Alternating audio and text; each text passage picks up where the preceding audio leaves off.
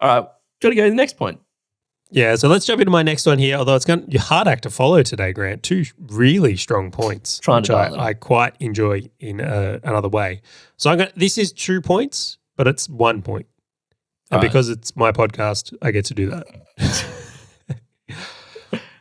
All right, so point 1 is getting better at saying no to good opportunities. Good. All right, and then the second one is doing less but better. So these are one in the same. So in saying no to things, there are more room for doing things well on my plate. Now, when something's not working, so let's say you start something and it loses 10 grand a month, it's really easy to say no to that or shut it down.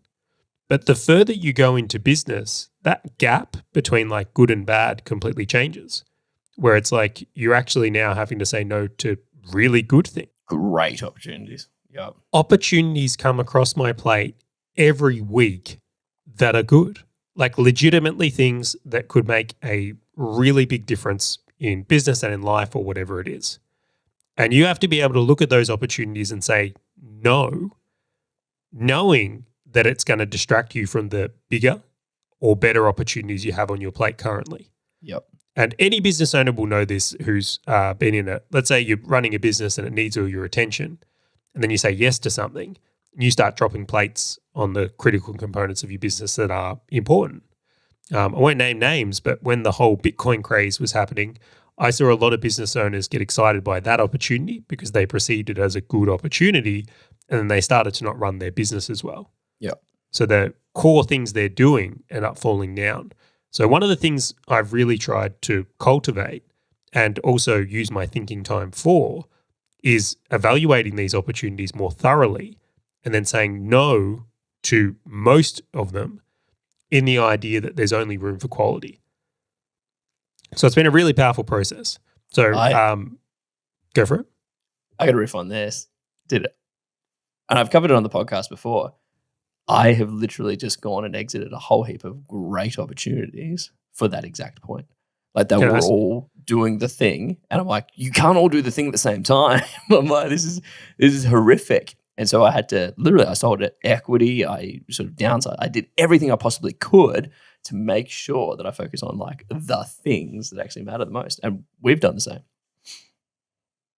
I want to ask you a question on this one here, looping you back around. When you got rid of the things that were potentially distracting you, how did the things that were actually important to you start to perform?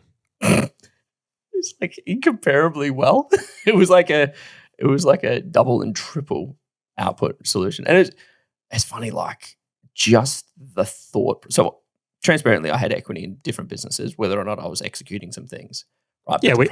Everyone who listens to this podcast know you've got problems with ADHD and having equity in other companies. We're all good on that. Continue on. So the problem is it takes, even though you're not solving the problem, it's just got this little bloody niggle in the back of your head that just uses up this tiny piece of mental capacity that cannot be put onto the things that are actually providing you the results you want.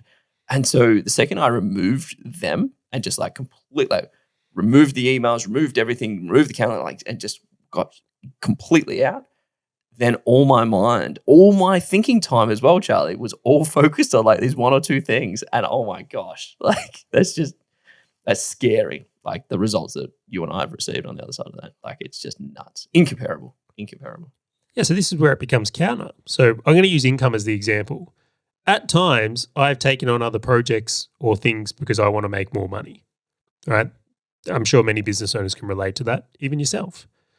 But what ends up happening is that split focus ends up creating lesser overall money than if I had just said no and doubled down on the core competencies where I can do even better or enhance results. So if you were to go through my finances or my P&L, you're going to look, Charlie, what happened here? Saying no to things, getting rid of things, and doubling down on areas where you can, do less but better. There are two friends off the top of my head that I think of right now. And ever since I became friends with them, like you're talking about when I was like 18, 19, dude, they have had the same business and both of them, each independent of each other, are making 7 figures a month from these businesses in revenue. And I'm just like, and they would just did one thing forever and they have just crushed. And then you look at a lot of like people like myself and other people, and they've just gone 10 different ideas at one time. And it's chalk and cheese. Like, Completely. so insane. Hey, fellow business owner, if this topic and value-packed short video has resonated with you at all, and you want to dive deeper into creating wealth inside and outside your business, check out the full episode by clicking the link on your screen or in the description right now.